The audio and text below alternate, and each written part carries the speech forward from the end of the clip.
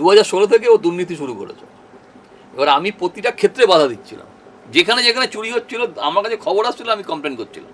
এমনকি নিয়োগ দুর্নীতি থেকে শুরু করে সব কমপ্লেন করা হয়েছিল। সেটা অভিষেকের খুব সমস্যা হয়ে যাচ্ছিল। আমার কাজ ছিল ওই ড্যান্স বারে ঢুকে ওখান থেকে মেয়েদের, যারা মেয়েদেরকে পাচার করে বা মেয়েদেরকে ফুসলিয়ে নিয়ে আসে, তাদের আইডেন্টিফাই করা।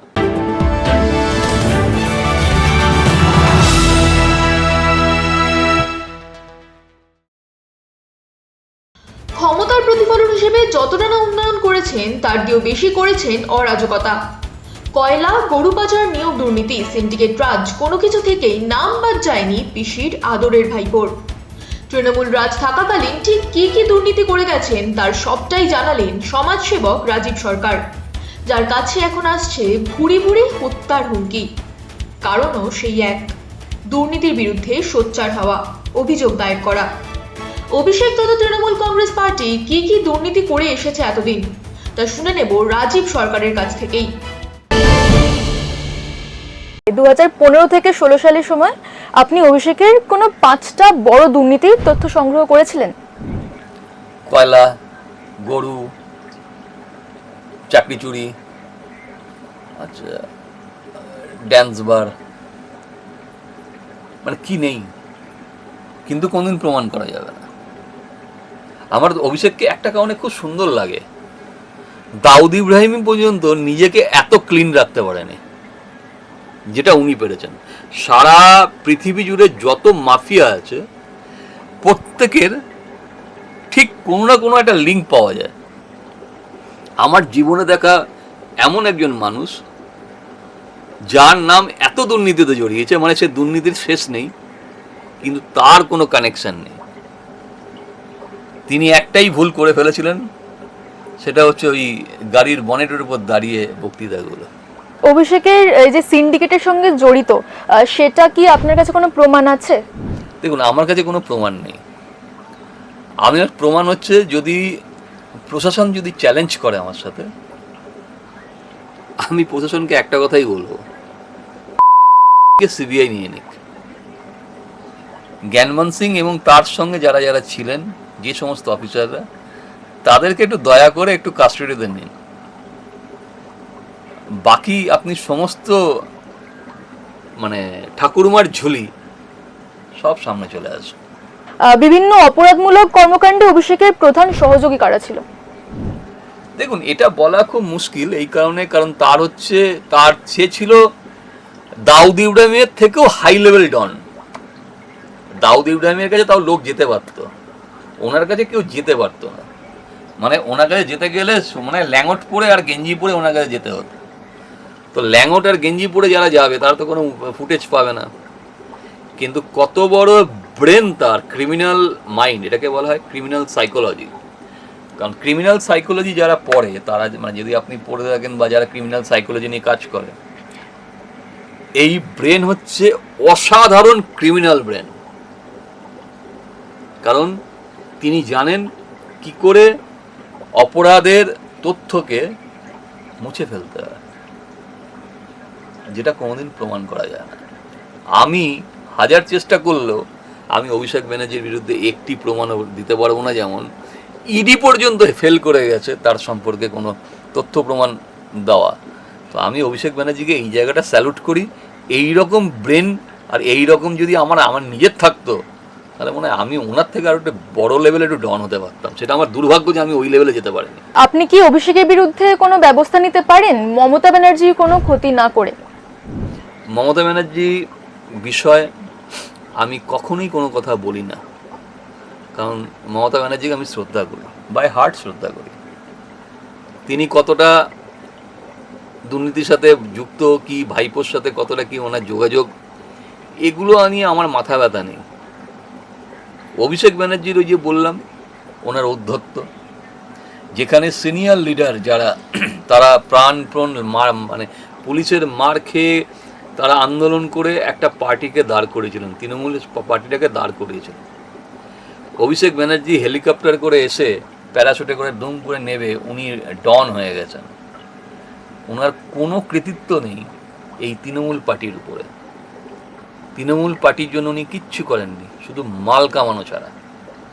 যদিও সেটা আইনত প্রমাণ করা খুব কঠিন, কিন্তু কিছু জিনিস জানেন তো, আপনি প্রমাণ করতে পারুন আর না করতে পারুন, কিন্তু কিছু বিষয় থাকে যেখান থেকে বোঝা যায় যে কোন মানুষটা দুর্নীতির সাথে যুক্ত আর কোন মানুষটা দুর্নীতির সাথে যুক্ত নয়। এটাই ফ্যাক্ট। তৃণমূলের দুর্নীতির বহু প্রমাণ আপনার কাছে রয়েছে, সেখানে তৃণমূল কংগ্রেসের কেউ কি কখনো আপনাকে মুখ বন্ধ রাখার জন্য ব্রাইব দিয়েছিল বা দেওয়ার কথা বলেছিল? দেখুন, আমি জীবনে যে টাকার অফার পেয়েছি, অভিষেক ব্যানার্জি সেই টাকা কামাতে পারত না। যদি অঙ্ক করে দেখাই, অভিষেক ব্যানার্জি জীবনে কামাতে পারেনি, আমি যে টাকা অফার পেয়েছি। মজার বিষয়টা হচ্ছে, যেদিনকে আমাকে অ্যারেস্ট করা হয়, আমি যে কদিন পুলিশ কাস্টাডিতে ছিলাম, 14 দিনের পুলিশ কাস্টাডি ছিল মনে হয়, ওই কদিনে বাগুইআটি থানা আর বিধাননগর কমিশনারেটে আমার দেওয়া সমস্ত পেপার আগুন দিয়ে পুড়িয়ে দেওয়া হয়, এবং সেটা পোড়ানো হয় আইপিএস অফিসার সন্তোষ পান্ডে, যে এই মুহূর্তে লালবাজার কলকাতা পুলিশে আছেন, উনি, সঞ্জীব কুমার দে বলে একজন আছেন যিনি এসিপি ডিডি ছিলেন, জোনাকি বাগচি যিনি এই কলকাতা পুলিশের স্পেশাল ব্রাঞ্চের শান্তনু সিনহা বিশ্বাসের নিজের মামাতো ভাই, প্লাস আছেন যিনি এই মুহূর্তে বিধাননগর পুলিশ কমিশনারেটের ডিডির আইসি, সুব্রত কংসবণিক যিনি ছিলেন এসিপি এয়ারপোর্ট জোন 2 বিধাননগর পুলিশের, যিনি আমি জামিন পাওয়ার পরপরই উনি রিটায়ারমেন্ট নিয়ে নেন। আমার কাছে সব তথ্য ছিল, সেগুলোকে পুড়িয়ে ফেলা হয়েছে। সেকেন্ড, আমি যখন পুলিশ কাস্টাডিতে, আমার বাড়িতে লোক পাঠিয়ে আমার ঘর থেকে সমস্ত ফাইল নিয়ে গেছিলেন আমার ইনভেস্টিগেশন অফিসার ছিল, যিনি এই মুহূর্তে আইসি ডিডি বিধাননগর পুলিশ কমিশনার। তিনি সমস্ত তথ্য প্রমাণ আমার বাড়ি থেকে নিয়ে গিয়ে জ্বালিয়ে দিয়েছেন। হাইয়েস্ট তাও কত টাকার অফার পেয়েছিলেন, কার্ড দিয়ে? আমার হিসেবে, সত্যি কথা বলছি, আমি একদিন বসে হিসাব করছিলাম ক্যালকুলেটরের অঙ্ক মানে 0 আর নিতে বলেনি। এত টাকার অফার আমাকে এককালীন ধরে নিন 178 খানা ড্যান্স বার ছিল আমার কাছে, অফার ছিল ড্যান্স বারগুলো চলবে, পার ড্যান্স বার আমাকে এককালীন একটা মানে প্রত্যেকটা বার থেকে এককালীন 5 লাখ টাকা করে দিয়ে যাবে, মানে 178 খানা বার আমি 5 লাখ টাকা করে পাবো।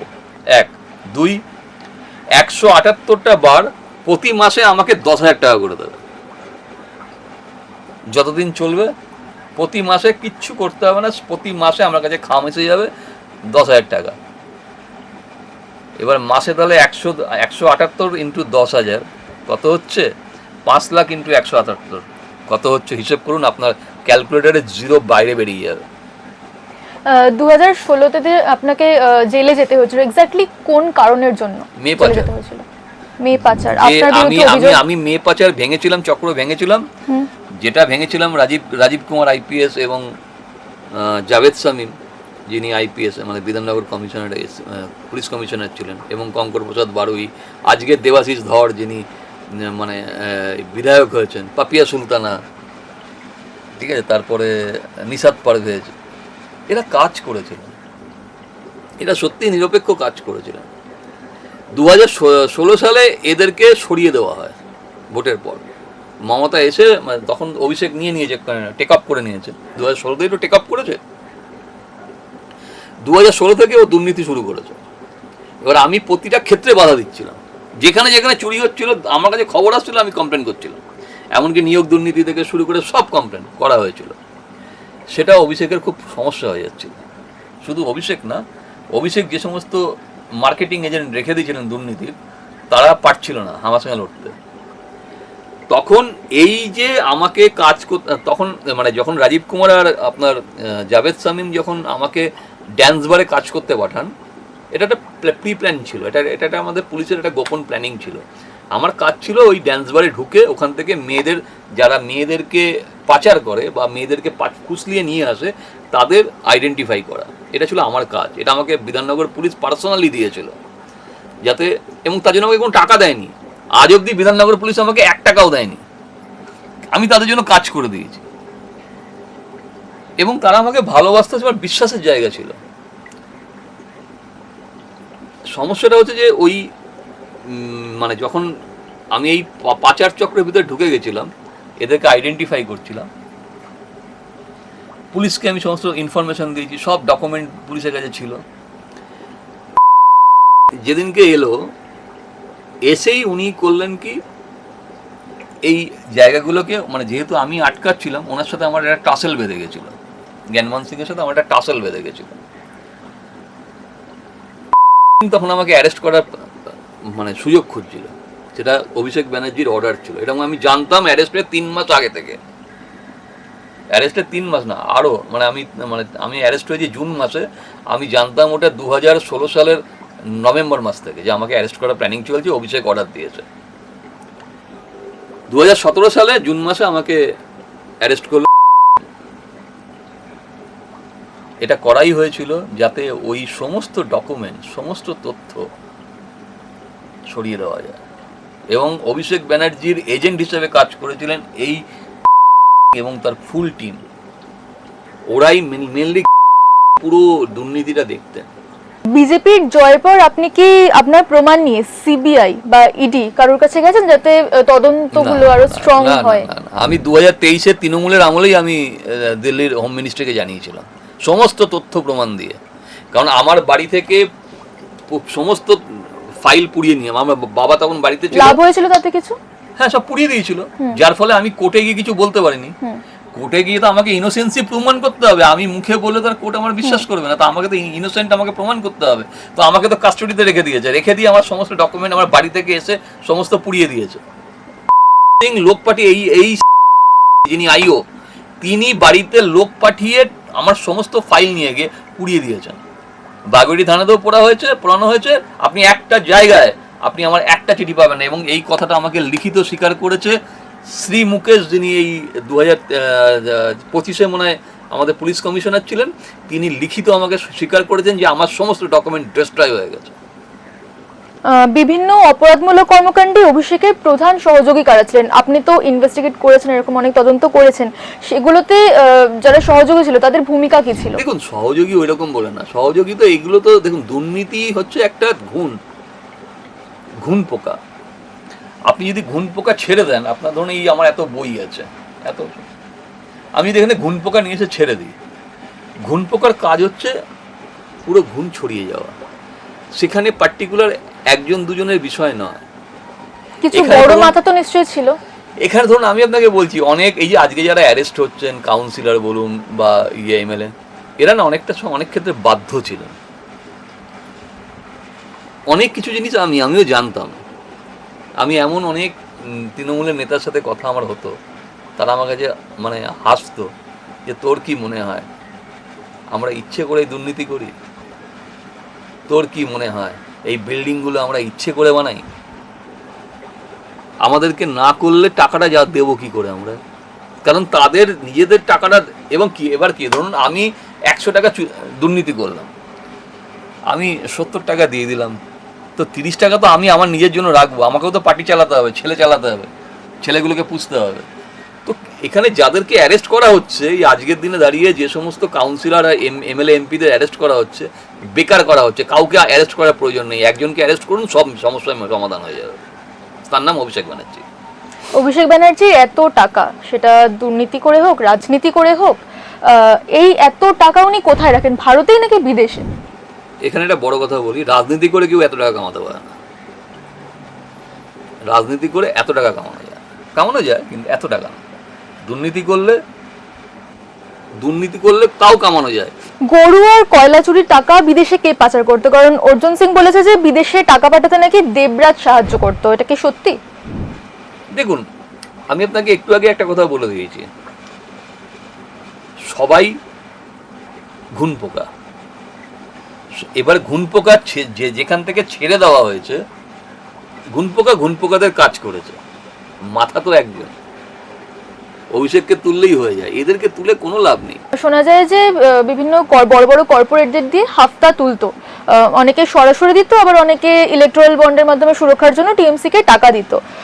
কলকাতা ভিত্তিক একটা কোম্পানি 45 কোটি টাকার ইলেকট্রাল বন্ড দিয়েছিল বলে জানা যায়। রেট কিভাবে ঠিক হতো? ইলেকট্রাল বন্ডে কে টাকা পায়নি? ইলেকট্রাল বন্ড থেকে কে টাকা পায়নি? কোন রাজনৈতিক দল টাকা পায়নি? হয়তো খুব সম্ভব হলে মনে হয় সিপিএম পার্টি নেয়নি, বাকি তো সবাই নিয়েছে। আর যারা ইলেকট্রাল বন্ড থেকে টাকা নিয়েছে, সব টাকাই তো মনে হয় সৎপথের টাকা না, পুরোটাই টাকাগুলো কোনো না কোনো কোম্পানির টাকা হবে। এই দুর্নীতিগুলো কি অভিষেক ব্যানার্জি নিজে মনিটর করতেন? দেখুন, আমি এটা বলতে পারবো না, কিন্তু এইটুকু এটা আমার শোনা কথা, এরকম কোনো প্রমাণ নেই যে অনেক নেতা মন্ত্রী কাউন্সিলর রাজি ছিলেন না দুর্নীতি করার। এটা আমি নিজে শুনেছি। এটা আমার নিজের কানে শোনা। তারা নিজেরা খুব কষ্ট পেতেন, কিন্তু কোনো উপায় ছিল না, কারণ টাকা পাঠাতে হতো, কালেকশন করে টাকা পাঠাতে হতো। আপনি আজকে বলুন তো, এই যে রাস্তা দিয়ে আপনি যাচ্ছেন, শুভেন্দু অধিকারী মুখ্যমন্ত্রী হওয়ার আগের রাস্তা, আজকের রাস্তায় গাড়ি নিয়ে চলাচলে আপনি দেখুন তো পুলিশি জুলুম কতটা কমেছে। আগে কথায় কথায় পুলিশ কেস দিচ্ছিল, এখন দেখুন অনেকটা কমে গেছে। কেন? এটা কিসের জন্য? কারণ উপর থেকে প্রেশার ছিল বলেই কিন্তু এটা করতো, কারণ টাকা লাগবে। টাকা তো হরিলুটে বাতাসা হয়ে গেছে, তো এই টাকাটা আসবে কোথা থেকে? এইভাবেই টাকাটা তোলা হতো। আপনি কিছুক্ষণ আগে বললেন যে আপনার দুটো বাড়ি, দুটো ফ্ল্যাট নেই এখন আর এই মুহূর্তে, আরো অনেক পারিবারিক দিক দিয়ে যে কোনো দিক দিয়ে আপনার অনেক ক্ষয়ক্ষতি হয়েছে। ইভেন এখন আপনার এই ফ্ল্যাটের যা অবস্থা, এটা কেন এমন অবস্থা? কেন আপনি থাকছেন কিভাবে এখন এভাবে? এটাই আমার জগৎ, এইটুকু হচ্ছে আমার জগৎ, এটাই আমার স্বর্গ। আমি মাছ ভালোবাসি, এদেরকে দেখি। আমার তো বউ বাচ্চা নেই, আর আমার কেউ পিছুটার নেই। এই যা ঘরের অবস্থা দেখছেন, আমার এটা হচ্ছে শোয়ার জায়গা, এবং শোয়াতে আপনি দেখবেন এখানে কোনো চাদর পর্যন্ত নেই। এটা একটা বড় কারণ আছে, আমি আমার জেলটাকে ভুলতে চাই না। আমি জেলে যে কষ্টটা পেয়েছি, আমি সেই কষ্টটাই পাই। আমি এখানে ওই জন্য আমাকে কেউ যদি বিছানা দেয়, আমার ঘুম হয় না। এই যে শক্ত কাঠ, এর উপর যখন আমি শুয়ে থাকি, আমি প্রচণ্ড আরামে ঘুমাই, কারণ আমি জেলে এইভাবেই জীবন কাটিয়েছি। তো এটা আমার লাইফে একটা পাওয়া, আর কষ্টের মধ্যে দিয়ে ঈশ্বরকে পাওয়া যায়। আমি আমার বাবা মায়ের মৃত্যুর পরিবর্তে এই লড়াই লড়ছি।